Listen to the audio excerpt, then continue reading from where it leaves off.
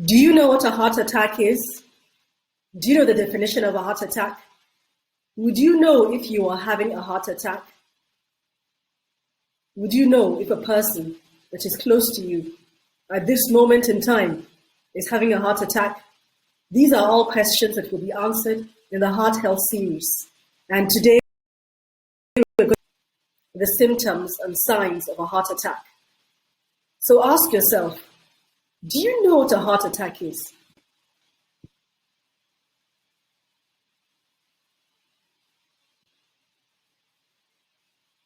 So who am I? I'm Dr. HMS, and I am the creator of the Medical Information Channel.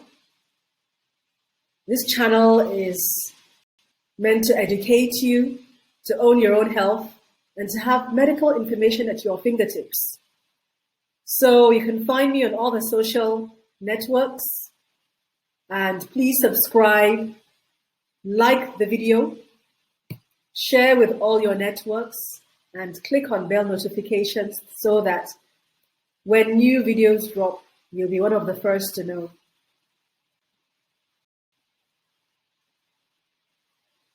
So to the layman, a myocardial infarction is a heart attack. MI, you may have heard of MI. Myocardial infarction is actually what is known to the general populace as a heart attack. What is it? It is the death, or in medical terms, the necrosis of the heart muscle that cannot be reversed. It occurs as a result of a prolonged lack of oxygen supply, otherwise known as ischemia, to this heart muscle. Why does it occur? It often results from a blockage in a nearby artery, that part of the heart muscle. And commonly, why does it occur really? It most oftenly occurs as a result of buildup of fat, cholesterol, and other substances which form a hard substance called a plaque within the arteries. Now, these arteries are also known as the coronary arteries. That is the arteries that supply blood to the heart, that supply oxygen to the heart.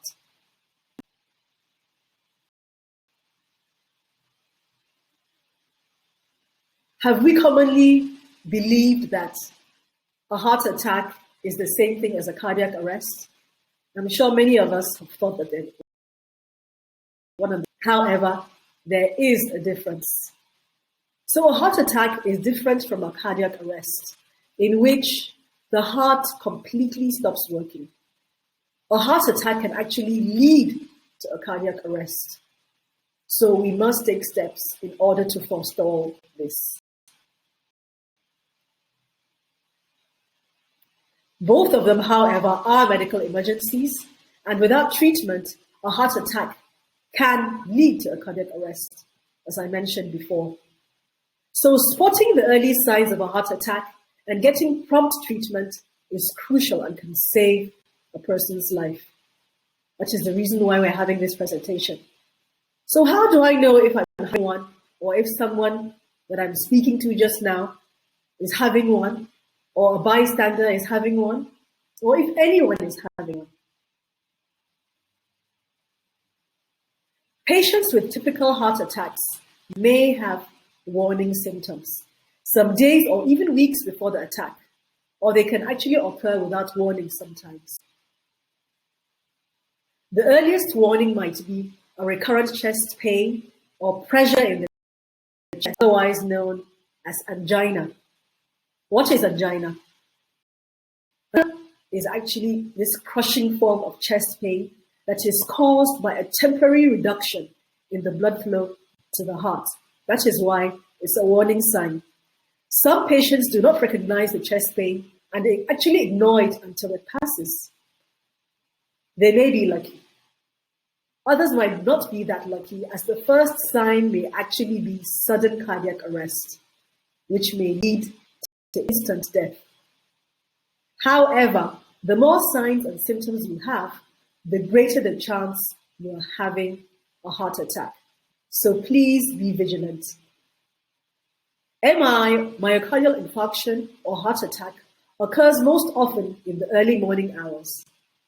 So if you experience some extreme tiredness or fatigue, angina, that tight, crushing feeling in the chest in the morning, it's intense, it's unremitting, that is, it refuses to go for up to about 30 to 60 minutes, please suspect that you're having a heart attack. This pain may actually spread to the neck, the shoulder, your jaw, and even down the left arm. This chest pain, this sensation behind the chest is there. And sometimes in some patients, they may actually think it's a feeling similar to heartburn. They may actually think they're having heartburn, but they're not. They may also be having this feeling that they're having a feeling of indigestion or fullness, as if they have gas. And this may all be misleading symptoms. They may feel like they're unwell. They may tell you that they're feeling quite unwell, in addition to the other symptoms, such as anxiety, which is sometimes commonly described as a sense of impending doom.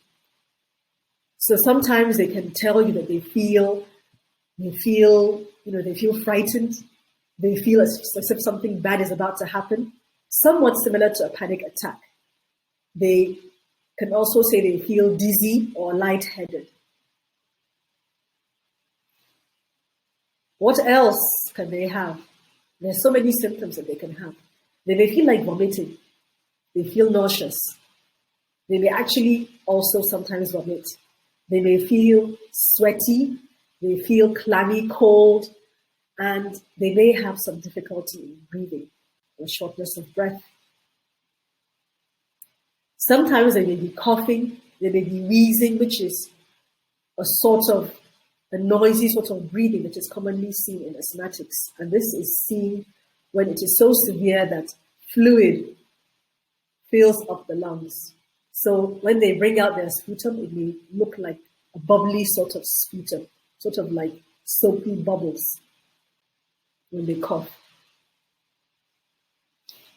So what do we see when they're being evaluated by the medical personnel, when they're initially rescued, when they're initially rushed to the hospital?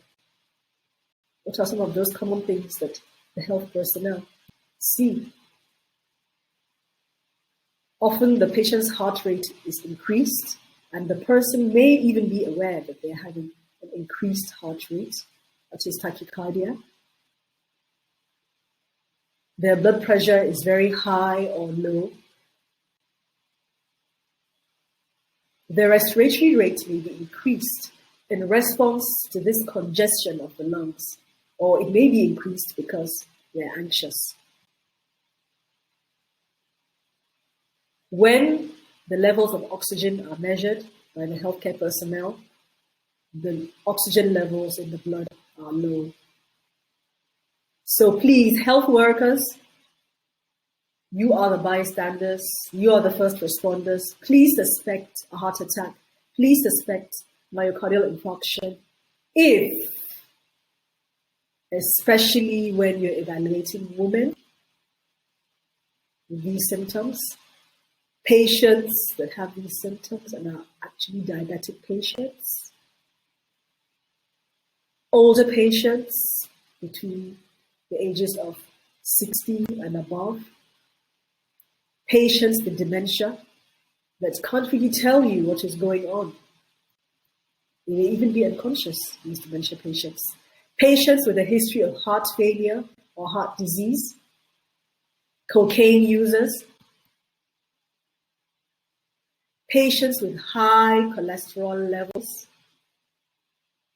patients with a positive family history for coronary heart disease. We'll be taking this history from the relations.